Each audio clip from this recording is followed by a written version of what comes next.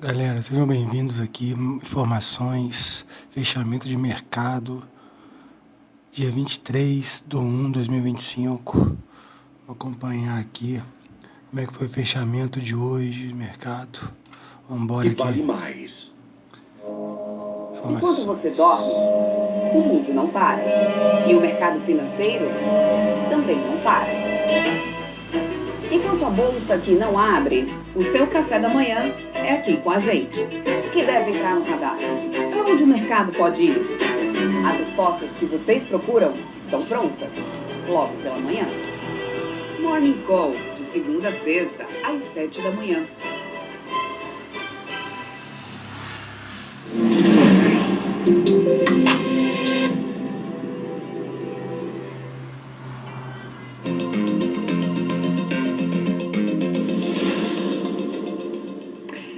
Pelo horário de Brasília, fechamento de mercado no ar, para te contar que o Fórum Econômico Mundial para ouvir Donald Trump. O presidente dos Estados Unidos foi pragmático ao falar de economia.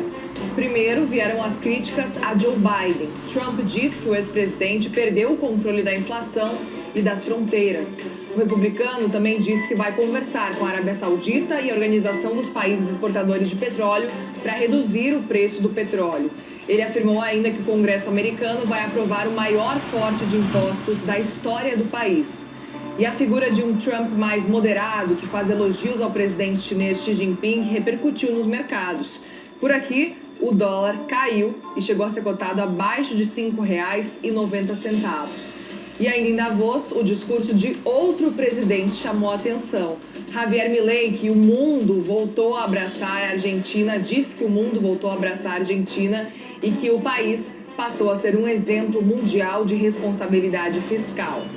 Em Brasília, o pedido da Casa Civil, o governo fez uma reunião para discutir as medidas para baratear os alimentos, um pedido da Casa Civil, mas que foi descartada durante essa reunião a alteração no prazo de validade dos produtos para diminuir os preços.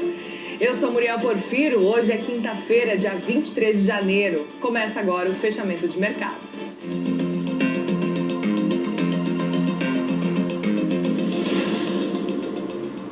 Já aproveito para atualizar para você, nesse momento, o dólar que fechou, a gente tem uma queda de 0,35%, um dólar que fecha a R$ 5,92. Lembrando que a gente teve um dólar que oscilou ao longo do dia de hoje a R$ 5,87 e R$ 5,97. Esteve durante o dia inteiro hoje abaixo dos R$ 6. Fecha o dia então a R$ 5,92, queda de 0,35%. Bora ver o cenário, gente. Aproveito do Ibovespa, porque a gente tem o Ibovespa que está se mantendo nos 122 mil pontos, não conseguiu se segurar nos 123 mil pontos, agora cai 0,58% nos 122.258 pontos. A gente tem nesse momento, tá, um cenário em que a Petrobras opera em queda, todas as principais ações da Petrobras caindo com um pouco mais aí de 1% de queda, e temos a Vale, que agora também opera em queda de 0,67% na contramão do minério de ferro, que fechou o dia em alta lá na China, em Dalian. A gente tem, nesse momento, entre as principais altas do dia, tá? Marfrig subindo 3,86%, Dux sobe 3,32%, Braskem subindo 2,85%, temos Suzano subindo 1,87%, Cogna subindo 2,33%, JBS sobe 1,51%, agora VEG sobe 0,57%, também temos o cenário em que Embraer sobe 0,56%.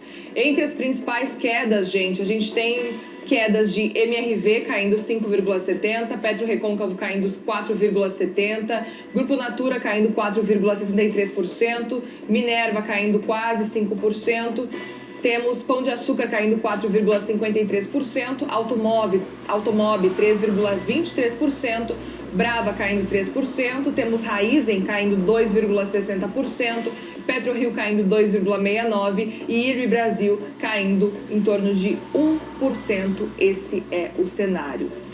E agora a gente fala do Fórum Econômico Mundial lá em Davos.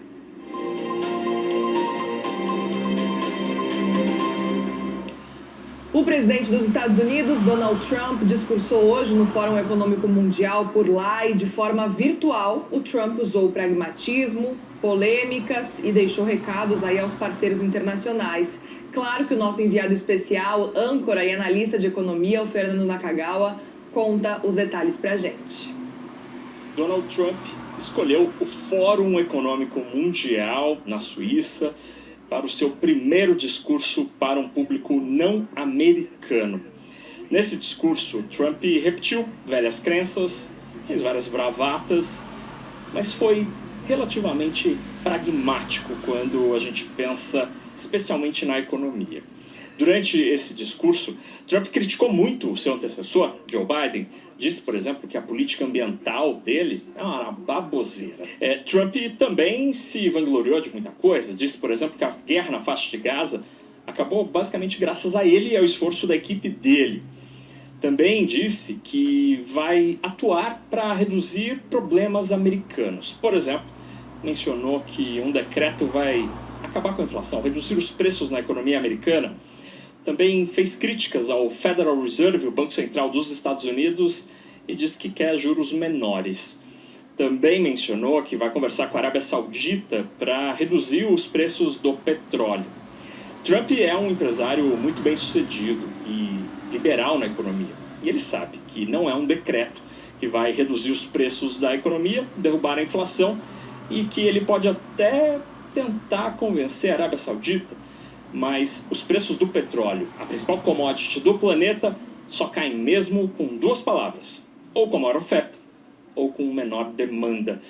Para isso, Trump até mencionou uma iniciativa que pode ajudar. Ele disse que vai desregulamentar vários setores da economia, inclusive de óleo e gás, para que novos projetos possam começar e aumentar a oferta de petróleo, de gás e também de gás de xisto no território americano. Sobre o exterior, ele disse para as empresas multinacionais produzirem em território americano, sob o risco de, se não fizerem isso, serem taxadas. A guerra comercial, aquela que era tema das campanhas, na campanha eleitoral, até apareceu. Trump reclamou, por exemplo, do déficit comercial que tem com o Canadá, com o México, com os europeus e com a China. Mas as críticas não foram tão grandes assim. Diz, por exemplo, que gosta muito de Xi Jinping, o líder chinês, e que, inclusive, a imagem dele, do chinês, está prejudicada por causa da pandemia, da Covid-19, que veio de Wuhan. Também disse que quer conversar em breve com Vladimir Putin, líder russo, para acabar com a guerra na Ucrânia. E que vai conversar com o México, mas que os sinais dessa relação têm sido bem positivos. Tudo isso acabou agradando o Fórum Econômico Mundial, que estava temendo um Trump belicoso no comércio exterior, belicoso na economia. Mas esse Trump que está mais para Trump paz e amor gerou alívio por aqui. Ele aparentemente reforçou o sinal de que será pragmático nessa volta à Casa Branca. Isso agrada a elite da economia global. De Davos, na Suíça, Fernando Nakagawa. Muito bem, a gente destaca agora alguns trechinhos desse discurso do presidente Trump no Fórum Econômico de Davos. Como a gente ouviu, Trump disse que o ex-presidente Joe Biden perdeu o controle das fronteiras e principalmente da inflação do país. Vamos ouvir? Nosso governo acumulou 8 trilhões num déficit de gastos, restrições energéticas e regulações, além de impostos escondidos. Nós tivemos como resultado uma crise de inflação e altas taxas de juros para os nossos cidadãos. Além disso, os preços de alimentos e de quase todos os outros elementos subiram como nunca antes. O presidente Biden perdeu total controle do que está acontecendo no nosso país, principalmente no que diz respeito à economia, inflação e na nossa fronteira. Como resultado, o gasto do governo nesse ano foi de 1,5 trilhão a mais do que projetado. Trump também disse que vai pedir ao príncipe da Arábia Saudita para que baixe o preço do petróleo. Estou também pedindo à Arábia Saudita e ao OPEC para reduzirem os custos de petróleo, que me impressiona eles não terem feito antes das eleições, o que mostraria muito amor. Mas me surpreenderia se isso não acontecesse. Atualmente, o preço é tão alto que a guerra na Ucrânia e na Rússia deve continuar. Isso é algo que deveria ter sido feito há muito tempo atrás e de muita responsabilidade. Eles são muito responsáveis em grande parte pelo que está acontecendo. E o presidente dos Estados Unidos, Donald Trump, também falou sobre a política de tributação no país. Ele disse que o Congresso vai aprovar o maior corte de impostos da história norte-americana. De modo total, o governo Biden impôs $50 mil, além de custos regulatórios, sobre as famílias médias nos últimos 4 anos.